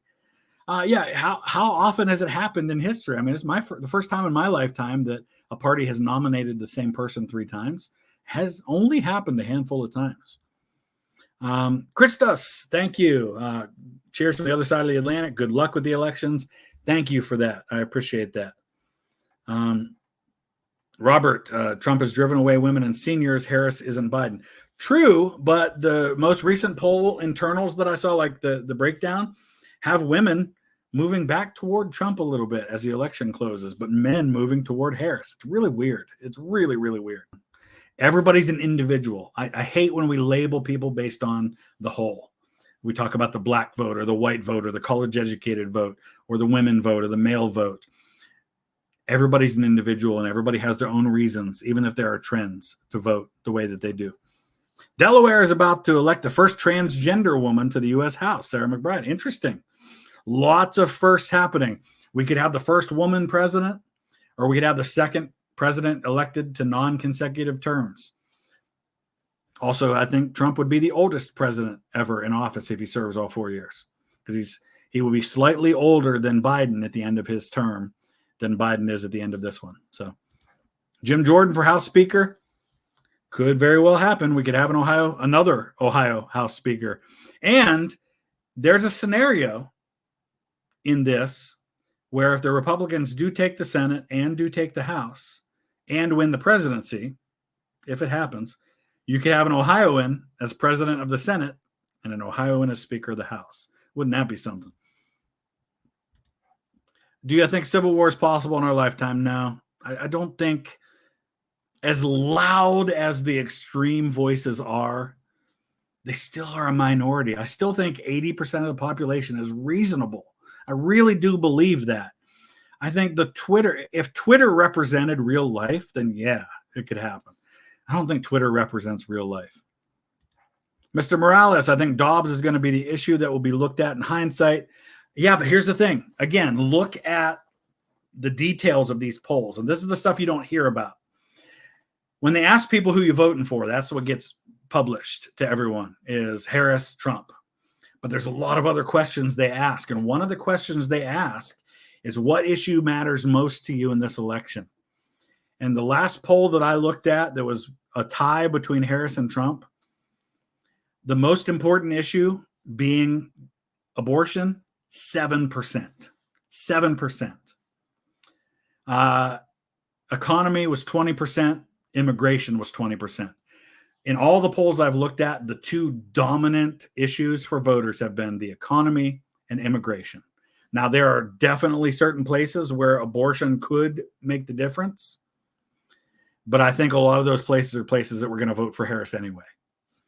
So I think it's a lot less of an issue than the Democrats. The Democrats are running on that issue for sure. It's in a lot of their ads. Absolutely. It's even been in the ads here in Ohio. I don't think it's as big an issue to people as they're letting on. Brent Peterson 2024. I don't know who that is, but all right. Dexter is better than you. Okay. You're talking about TV shows. I thought you meant me personally. I think now you mean you as in the show. Okay. I like your red Solo cup. Yeah. So I filled it to about here with wine and then to here with Sprite. Makes for a good mix. It's Concord Grape Manischewitz. I bought it at Walmart. It's a kosher wine. It's the best receptacle for barbecues, tailgates, fairs, and festivals, Toby Keith. And now elections, yes. Governor race in North Carolina, I think, goes to the Democrats. I mentioned that earlier. Do I think pollsters are hurting? They've been suspiciously consistent. I do think they probably cheat off each other in terms of looking at how they're weighting the polls and what numbers they're using. It's certainly possible. Or they're just that dead on this time around in a lot of those polls. On live stream, Razor Fist and Napoleon III tried to broker a peace deal between North and South, but Lincoln rejected it. Therefore, he's a warmonger. There's no truth to that being seriously considered. Nobody, no foreign person was getting involved in brokering a peace because Lincoln rejected it because Lincoln wasn't going to let the Emperor of France tell the United States government what to do with an internal rebellion any more than France should have listened to us in the Franco-Prussian War.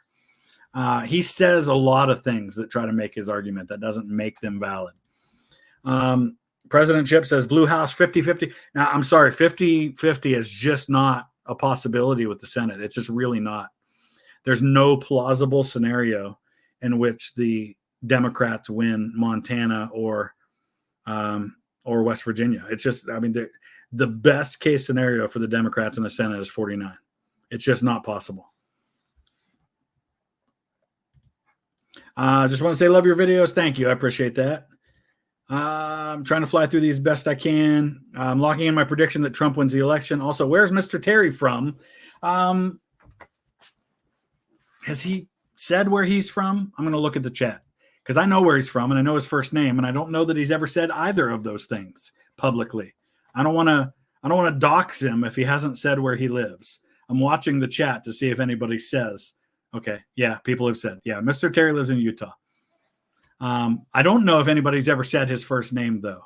So we joke and we call him Terrence T. Terry. But I don't know his address. But I do know his first name and it's in my phone because we text a lot. Actually, we texted today because I'm going to be on his stream tomorrow night at 7:00. But yeah, what makes a wine non-kosher? Probably just how it's prepared. One of my opinions on Bill Maher, I think he speaks his mind, and I think while he leans liberal, he's one of those people who leans liberal who's not blindly partisan, and I think that's refreshing. As an Ohioan, do I think issue 1 will pass? Goodwill from Marcy Captors, Ohio 9. I do think it's going to pass. If you're not familiar, folks, issue 1 in Ohio, we can have citizen-led issues. You can get a petition to put something on the ballot and circumvent the legislature and do that and put something directly into law without the legislature voting on it. Issue 1 would change how we do redistricting in Ohio. You hear a lot of talk about gerrymandering, and we've had a lot of trouble in that with Ohio because Ohio's legislature and statewide offices are very strongly Republican. like 15 of our, or was it 14 of our 17 House districts are Republican. Our state House and our state Senate are overwhelmingly Republican. And so the Republicans control redistricting, just as the Democrats control it in California and other states. So issue 1 would change it from being a committee that redraws the lines that is appointed by the elected officials, which tend to be overwhelmingly Republican. And so appoint people who are going to favor Republicans, and put it in the hands of an independent commission appointed by retired judges and all this stuff. So voting yes and passing that would change to an independent commission. I do think it will pass. Okay, where are we at? We have ranked choice voting in Australia, and it works. Okay, interesting. Very cool. Kaiser Colby, what do I think is the best third party or an independent? There aren't any right now. To me, there aren't any. Every third party that's even gotten 3 or 4% of the vote is no better than the other ones that I've found. What state is my pick to go opposite of what is expected? I don't think anybody's going opposite of what is expected. I think the swing states are the swing states, and I don't think there's going to be any major surprises. Ranked choice voting is superior with proportional representation versus majoritarian electoral system. So what he's saying is proportional. So if 70% of Ohio's vote goes for a candidate, 70% of the electoral vote goes for the candidate. Thank you for all the poll workers who work hard. Absolutely, Cody, 100%. A lot of people are going to be at those polls tomorrow working the polls. I want Ted Cruz gone. Not going to happen, Samantha. Sorry. Marjorie Taylor Greene. Yeah, I'd like to see her gone too, but Ted Cruz isn't going anywhere. I need to watch what Vance does if Trump loses. Yeah, that'll be interesting. Does he break out and come out and start speaking against Trump? Because he was once pretty solidly against Trump a few years ago. I still like Ike. Nice. Hasn't PA always underpolled Trump votes? Yeah, but so has other states. But that doesn't mean they will this time. Doesn't mean they won't. North Carolina has been a massive tease to flip for several cycles. It has. It absolutely has. Almost flipped in 2020. Robinson might be just enough of a lead. Robinson is the Democrat who's probably going to win the gubernatorial race. It could. I mean, it's possible. And as I mentioned earlier, that's a very plausible scenario in which that happens. How important do you think both the Jewish and Muslim votes will be a difference maker this election? So here's the interesting thing about that. So, for example, Trump just did a rally in Dearborn, Michigan, which is the most Muslim city in America in terms of proportion of the population. And a lot of prominent Muslim leaders came out and supported Trump. He's actually done pretty well with Muslims historically.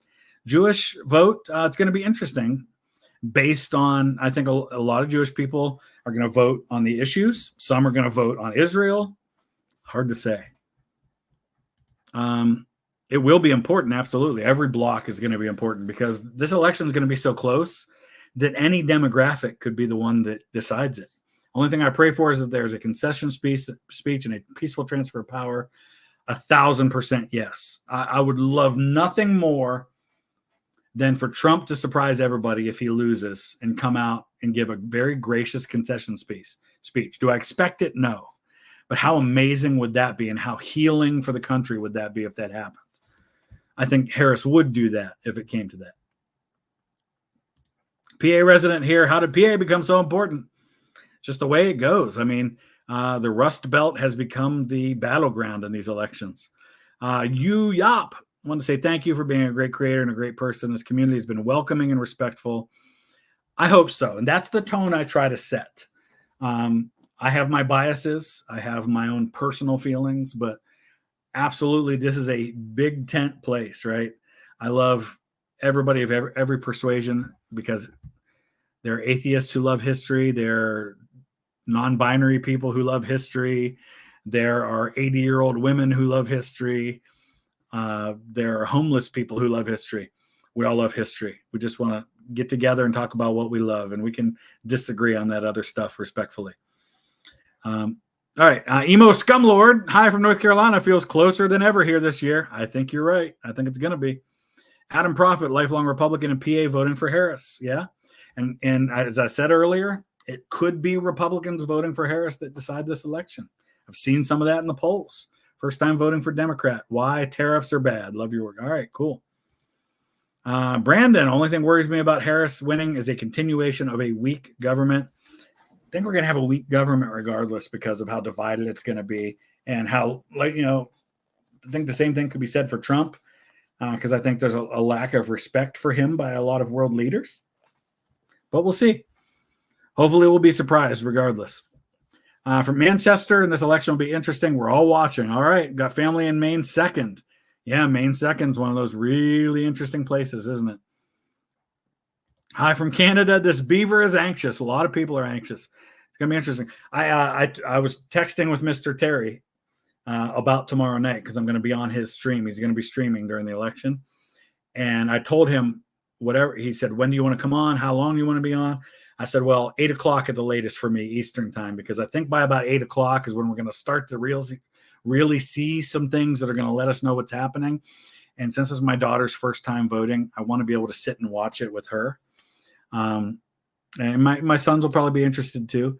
So I don't want to be dealing with this, right? As much as I love interacting, and I could probably do an election live stream and maybe get 10,000 people on the live stream if we did that. But for me, I've just decided this is something I want to share with my kids because I want them to learn the importance of being civically responsible and following all this stuff. So we'll see. I think that Josh Shapiro, thing with Josh Shapiro is he might have pushed Michigan in the Trump column. Yeah, but you know what? If Michigan went Trump and Pennsylvania went Democrat, I don't know. Yeah, that's a fair point. I mean, but I still think it would have been a net positive. A republic, if you can keep it, Ben Franklin. Yep, I think we will. Just say no to genocide. What else we got here? Thoughts on Arab and Muslim voters going to Trump in Michigan? Yeah. This is why I say don't ever assume a demographic is or should vote a certain way because everybody's unique and you never know what issues are going to matter to people. Arizona went for Biden in 2020, abortion on the ballot. But again, abortion, minor issue in the grand scheme of things. Way more important issues based on the polls. Like what? 1 in 14 people say abortion is their number one issue. I think I'll be surprised if Arizona goes blue, regardless of who wins. But I could be wrong. Could be absolutely wrong. Do you think the Electoral College could be improved by all states adopting a Nebraska-like model? Maybe. Wouldn't be opposed to that if they did that. Thoughts on Project 2025 stuff? Yeah, it doesn't worry me that much. Anybody can put out a platform. It doesn't mean that's what's going to happen. Native American Choctaw Republicans, how's Oklahoma doing? Oklahoma will do what it always does. It'll go red. Problem with the Electoral College failed is giving small states no, that was intentional. That was exactly why they did that. Attention went from the large states to the undecisive ones. No, I disagree. Sorry for the more Jack the Ripper questions, but me and my dad keep debating as he thinks Lechmere. A lot of people think Lechmere, whereas I think it's Kosminski, but Barnett killed. Yeah, I've seen those exact theories a lot.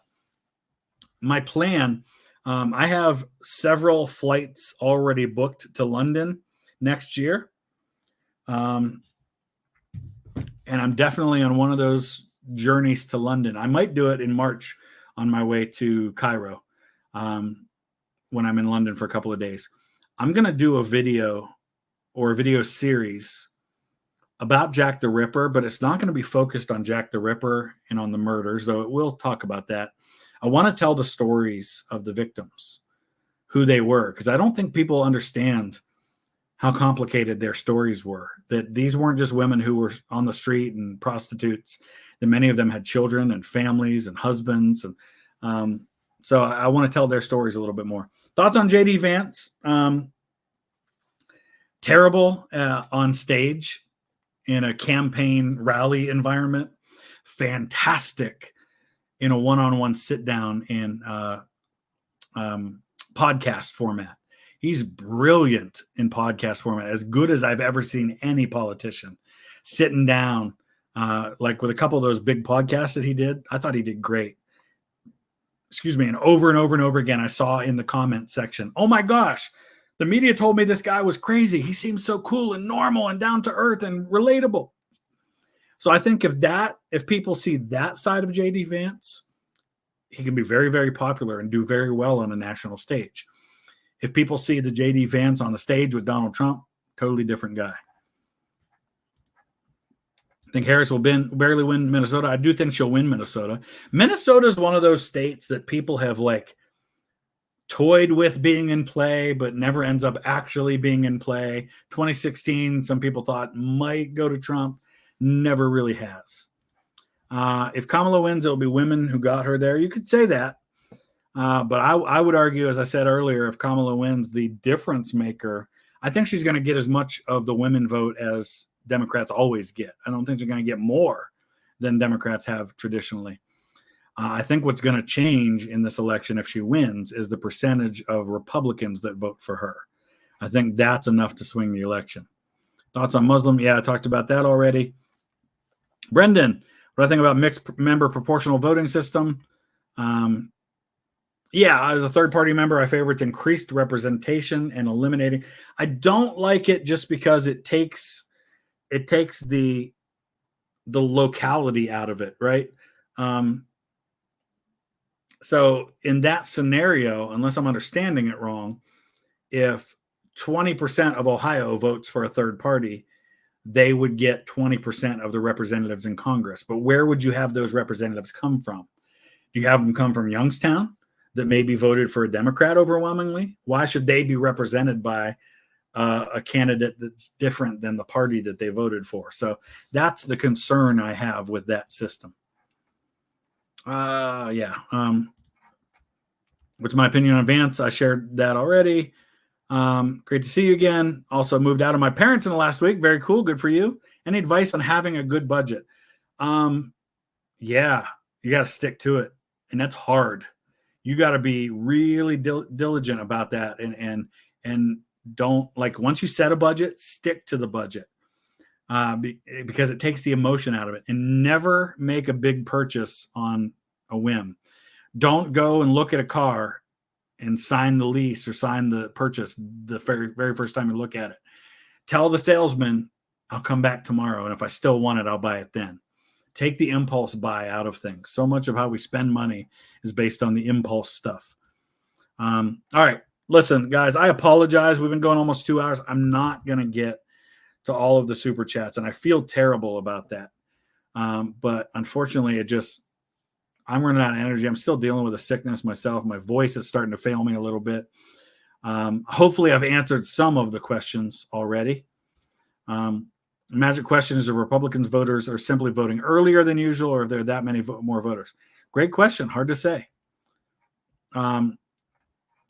I disagree. As I've said earlier, Magpie's Nest, the polls show that abortion is much less of an important issue than a lot of people are making it out to be. Okay. Apologies to everybody who super chatted and I didn't get to it. I'll try to go back tomorrow in my spare time or in the next couple of days and try to respond to some of those on an individual basis where I can. But I'm going to wrap it up. I'm exhausted. I never in a million years expected 7,000 people to be in here. So thank you guys, and good luck to all of us tomorrow. God bless.